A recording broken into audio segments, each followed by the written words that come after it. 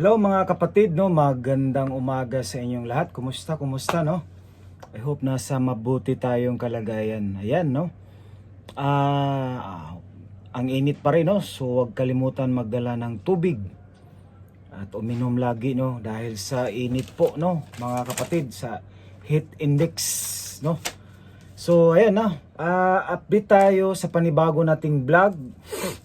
Tungkol ito dito sa no Pangilbi B no bridge project. Last time kasi nag-update tayo nito, nasa 85% na no sa last vlog natin. So ngayon mayroon tayong panibagong update no dito sa Pangilbi B bridge project no.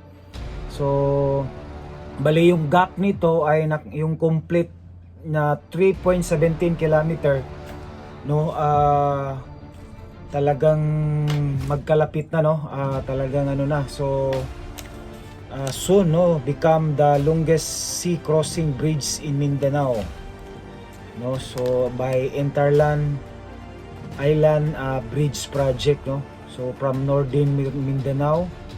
So ayan no. So currently no, nasa 90% na completed talaga yung gap nito no. Talagang malapit na ang matapos, nasa 10% na lang. So abangan natin ang pagtatapos nitong project na ito, itong longest dyan sa may Northern Mindanao no.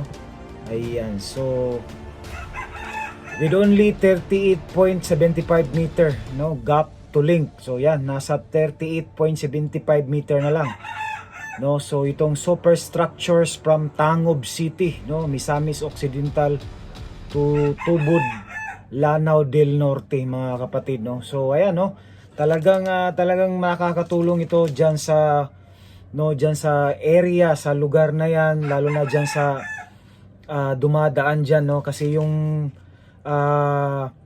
travel nito is reduced by 7 minutes no. From current travel time of 1 in 1 half to 2 in 1 half hour no. Talagang napaka tagal no, napakataas, napakahaba ng oras. Samantala pag natapos itong bridge na ito, so reduced by 7 minutes na lang. So napaka lapit na lang no ng magiging ano nito, magiging travel time 7 minutes compare mo sa 2 hours no travel over a distance in kilometer. So yung itong 1 in 1 half to 2 in 1 half roll on roll off land travel over a distance in 100 kilometer. So yun ang sa oras no. Pero itong pag matapos na ito, mga kapatid no, yan nakikita natin sa mga pictures natin no, reduce na lang sa 7 minutes. So ayan no, ina-update natin ito para ma-update din kayo dito sa project na ito, itong infrastructure flagship no. Itong project na ito diyan sa may Northern Mindanao.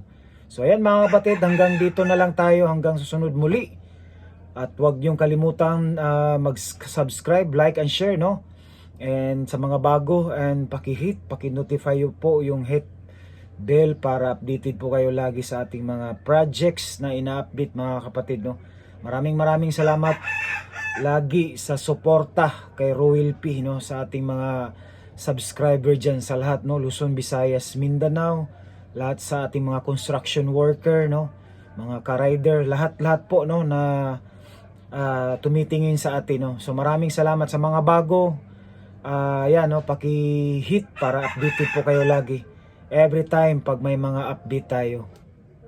Okay, so God bless you all as you watch. Bye bye.